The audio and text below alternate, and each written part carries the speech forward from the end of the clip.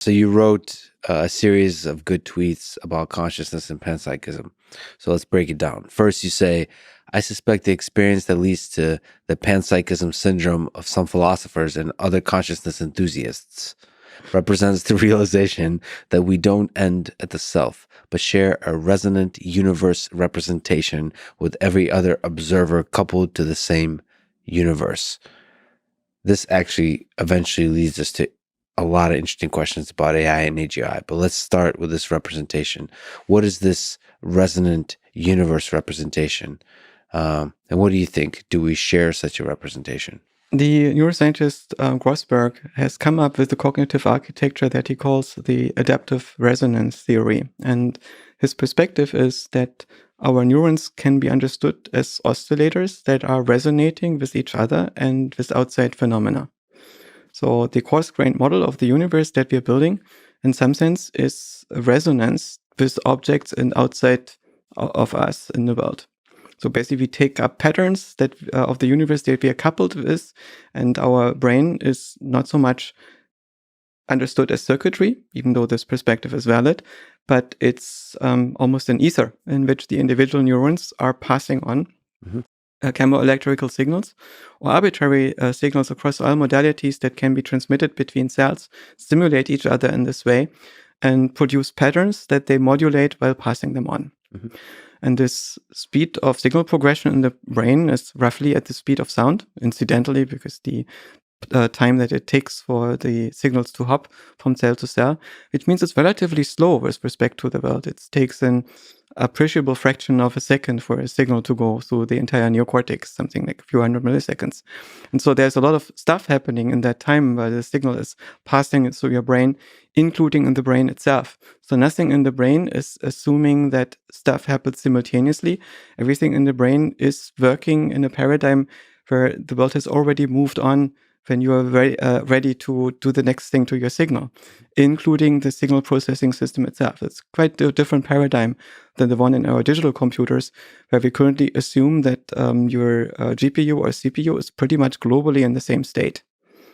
So if we look at this more rigorously, as a sort of take the panpsychist idea more seriously, almost as a scientific discipline, you write that, quote, fascinatingly, the panpsychist interpretation seems to lead to observations of practical results to a degree that physics fundamentalists might call superstitious. Reports of long-distance telepathy and remote causation are ubiquitous in the general population. I am not convinced, says Joscha Bach, that establishing the empirical reality of telepathy would force an update of any part of serious academic physics, but it could trigger an important revolution in both neuroscience and AI from a circuit perspective to a coupled complex resonator paradigm. Are you suggesting that there could be some rigorous mathematical wisdom to panpsychist perspective on the world? So first of all, panpsychism is the perspective that consciousness is inseparable from matter in the universe. And I find panpsychism quite unsatisfying because it does not explain consciousness, right? It does not explain how this aspect of matter produces it. It's also when I try to formalize panpsychism and write down what it actually means and with a more formal mathematical language, it's very difficult to distinguish it from saying that there is a software side to the world, in the same way as there is software side to what the transistors are doing in your computer. So basically, there is a pattern at a certain coarse graining of the universe that in some regions of the universe leads to observers that are observing themselves, right? So panpsychism maybe is not even, when I write it down, a position that is distinct from functionalism. But intuitively, a lot of people feel that the activity of matter itself, of mechanisms in the world, is insufficient to explain it. So it's something that needs to be intrinsic to matter itself. And you can, apart from this abstract idea, have an experience in which you experience yourself as being the universe, which I suspect is basically happening because you manage to dissolve the division between personal self and mind that you establish as an infant when you construct a personal self and transcend it again and understand how it works. But there is something deeper, that is that you feel that you're also sharing a state with other people, that you have an experience in which you notice that your personal self is moving into everything else, that you basically look out of the eyes of another person, that every agent in the world that is an observer is in some sense you. So if we forget that we are the same agent. So is it that we feel that, or do we actually accomplish it? So is telepathy possible? Is it real? So for me, that's a question that I don't really know the answer to. In Turing's famous 1950 paper in which he describes the Turing test, he does speculate about telepathy, interestingly, and asked himself if telepathy is real, and he thinks that it very well might be.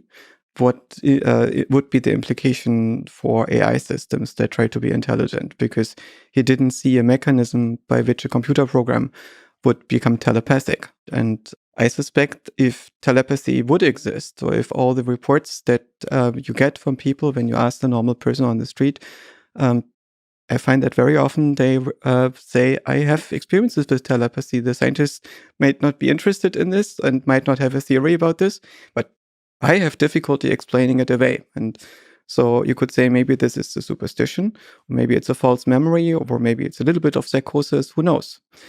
Maybe somebody wants to make their own life more interesting or misremember something. But a lot of people report, I noticed something terrible happened to my partner, and I know this is exactly the moment it happened. Or my child had an accident, and I knew that was happening, and the child was in a different town. Right? So maybe it's a false memory where this is later on mistakenly attributed, but a lot of people think that this is not the correct explanation. So if something like this was real, what would it mean?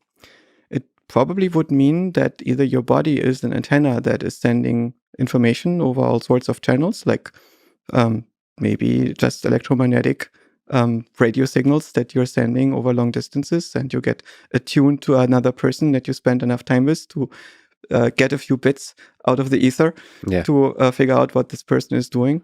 Or maybe it's also when you are very close to somebody and you become empathetic with them. What happens is that you go into a resonance state with them, right? Similar to when people go into a seance and they go into a trance state and they start shifting a Ouija board around on the table. I think what happens is that their minds go via their nervous systems into a resonant state in which they basically create something like a shared dream between them. Physical closeness or closeness broadly defined? With physical closeness, it's much easier to experience empathy with someone, right? I suspect it would be difficult for me to have empathy for you if you were in a different town. Also, how would that work? But if you are very close to someone, you pick up all sorts of signals from their body, and not just via your eyes, but with your entire body. Mm-hmm. And if the nervous system sits on the other side and the intercellular communication sits on the other side and is integrating over all these signals, you can make inferences about the state of the other. And it's not just the personal self that does this via reasoning, but your perceptual system.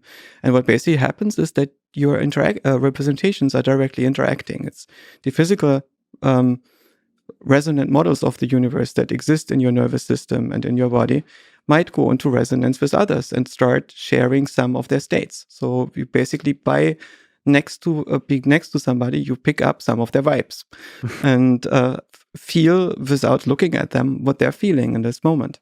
And it's difficult for you, if you're very empathetic, to detach yourself from it and have an emotional state that is completely independent from your environment. People who are highly empathetic are describing this. And now imagine that a lot of organisms on this planet have representations of the environment and operate like this, and they are adjacent to each other and overlapping. So there's going to be some degree in which there is basically some chained interaction, and we are forming some slightly shared representation. And I know relatively few neuroscientists who consider this possibility. I think big a rarity in this regard is Michael Levin, who is considering these things in earnest. And I stumbled on this train of thought mostly by noticing that the tasks of a neuron can be fulfilled by other cells as well. They can send different typed chemical messages and physical messages to their adjacent cells and learn when to do this and when not, make this conditional and become universal function approximators. The only thing that they cannot do is telegraph information over axons very quickly over long distances, right? So neurons in this perspective are specially adapted kind of telegraph cell that has evolved so we can move our muscles very fast. But our body is in principle able to also make models of the world, just much, much slower. Mm-hmm. It's interesting, though, that at this time, at least in human history, there seems to be a gap between the tools of science and the subjective experience that people report, like you're talking about with telepathy. And it seems like we're not quite there. No, I think that there is no gap between the tools of science and telepathy. Either it's there or it's not, and it's an empirical question. And if it's there, we should be able to detect it in a lab.